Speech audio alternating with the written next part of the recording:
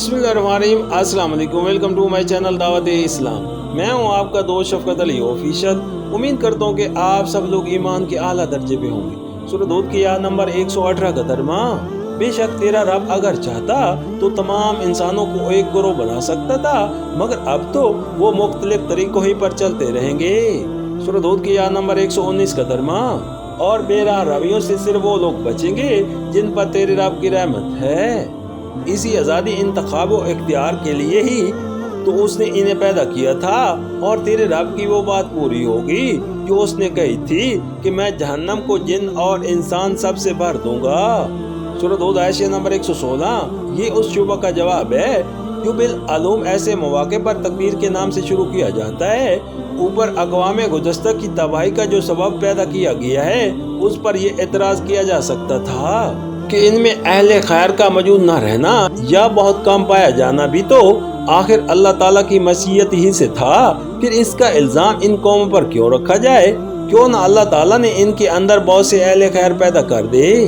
इसके जवाब में ये हकीकत हाल साफ साफ बयान कर दी गई है कि अल्लाह ताला की मशीयत इंसान के बारे में ये है ही नहीं कि हैवानात और नबातात और ऐसी ही दूसरी मखलूक़ात की तरह इसको जबली तौर पर एक लगे बंदे रास्ते का पाबंद बना दिया जाए जिससे हटकर वो चल ही न सके।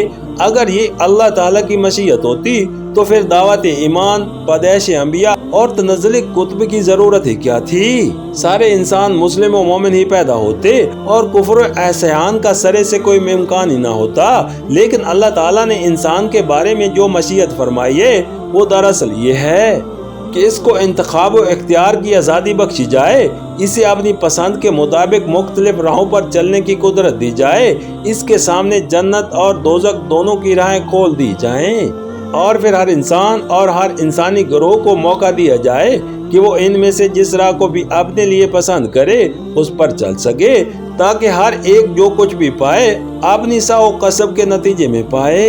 बस जब वो सकीम जिसके तहत इंसान पैदा किया गया है आज़ादी और इंतखाब और इख्तियारी और कुफर ईमानी के असूल पर मबनी है, तो ये कैसे हो सकता है कि कोई कौम खुद तो बढ़ना चाहे बदी की राह पर और अल्लाह ताला जबरदस्ती उसको खैर के रास्ते पर मोड़ दे।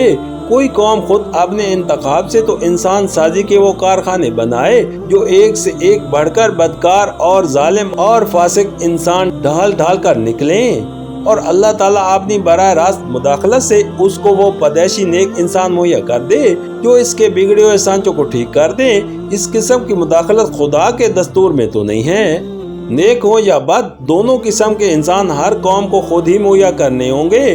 जो कौम बाहसियत मजबूरी बदी की राह को पसंद करेगी, जिसमें से कोई मकबूल ग्रोह ऐसा न उठेगा जो नेकी का झंडा बुलंद करे, और जिसने अपने इज्तिमाई निज़ाम में इस अमर की गुंजाइश ही न छोड़ी होगी कि इस्लाह की कोशिश उसके अंदर फल फूल सके, खुदा को क्या पड़ी कि इसको बाज़ोर नेक बनाए।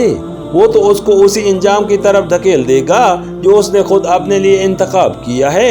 अलबत्ता खुदा की रहमत की मुस्तहिक अगर कोई कौम हो सकती है तो सिर्फ वो जिसमें बहुत से अफराद ऐसे निकलें जो खुद दावत खैर को लब्बैक कहने वाले हों, और जिसने अपने इज्तिमाई निज़ाम में ये सलाहियत बाकी रहने दी हो कि इस्लाह की कोशिश करने वाले इसके अंदर काम कर सके। मजीद तशरीह के लिए मुलाहिज़ा हो सूरह अल-इनाम आयत नंबर 124 में।